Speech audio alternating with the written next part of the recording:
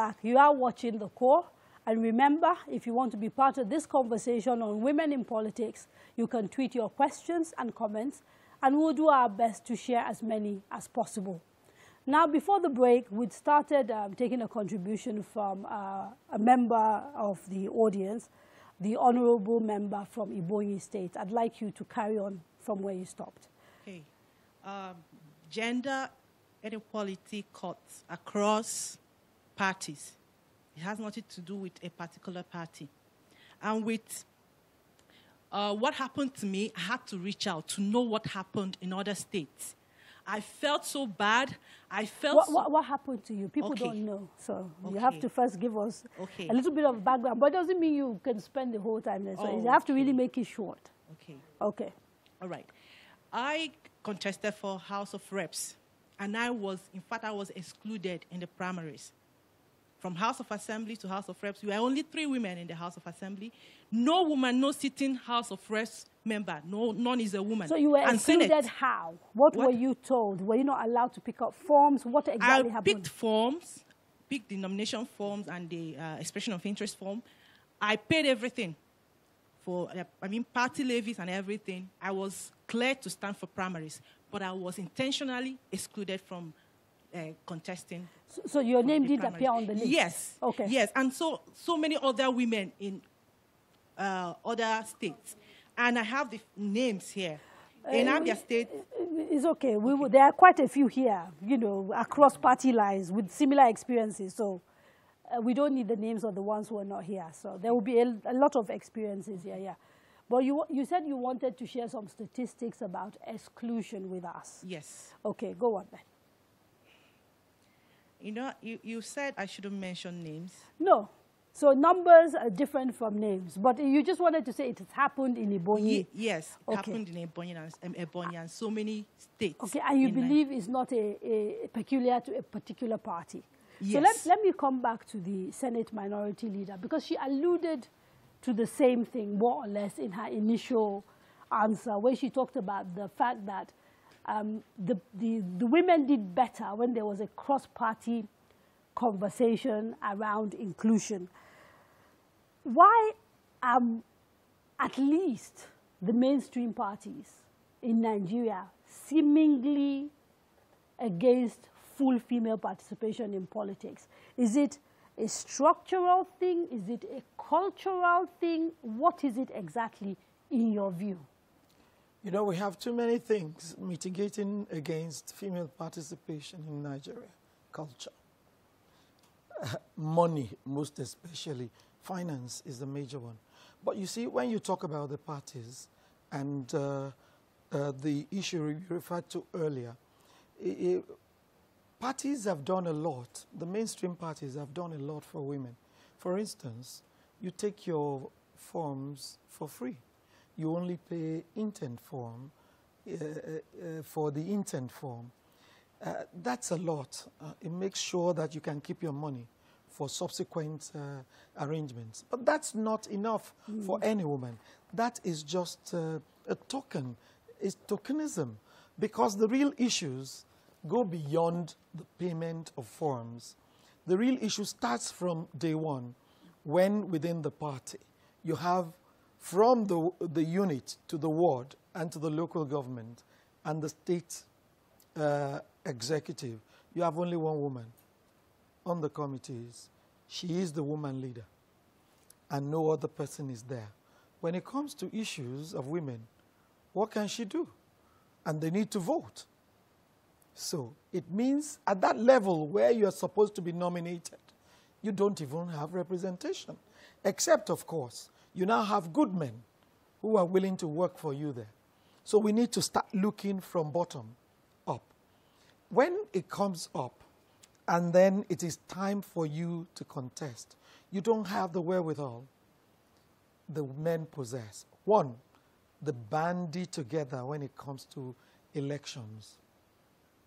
We as women, most times, we just pay lip service to what we're doing.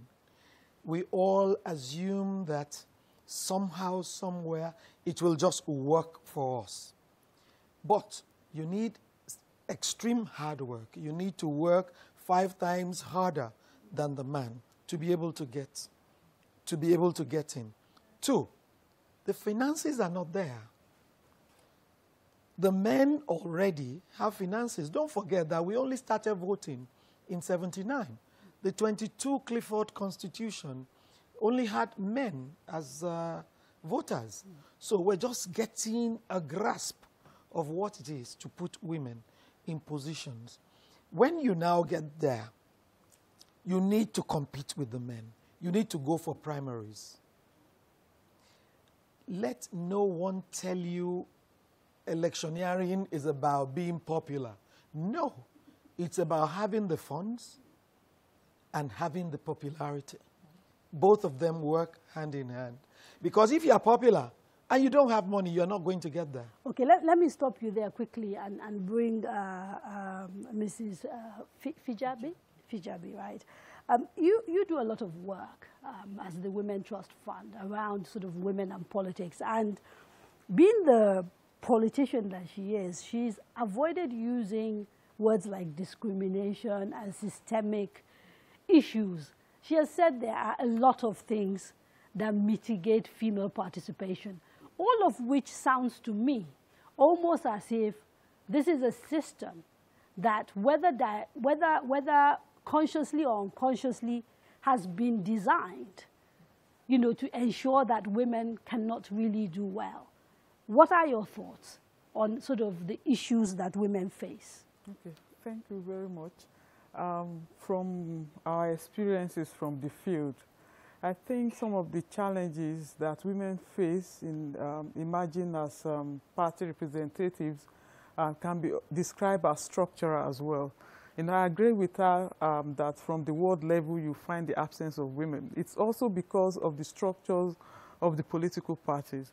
And the women, it's not that they don't have funds. You know, those who had funds in the just concluded political parties primaries didn't find it funny. They competed, some of them got their tickets, and only not to have their names forwarded to the appropriate quarters. So it's becoming something that is almost like normal, we shouldn't be. So women have a lot of hurdles to cross in order to emerge as representatives of their political parties, but at the same time there is an absence of political will, you know. Most times the structure hides under patriarchy that the space is for the men. In essence, the women shouldn't come forth. So they make it deliberately difficult for women. And this shouldn't be. And also, if you look at it more closely, at times the party says that we give women free forms. In the end, when they give them free forms, they tell them to step aside.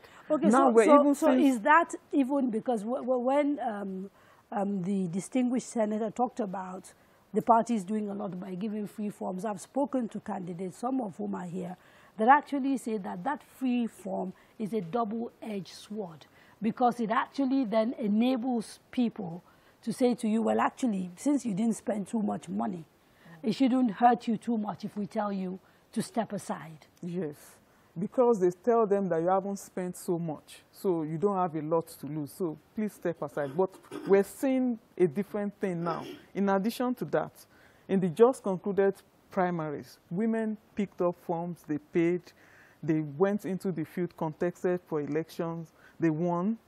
They were supposed to be representing their political parties, but we have, in the audience, we also have women who got this victory at the political parties primaries, but have been asked to step down for no reason.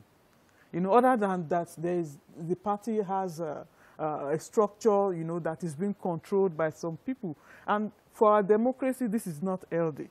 You know, so it's beyond, if you get a free form, then step aside. Now, they didn't get free forms, they paid for it.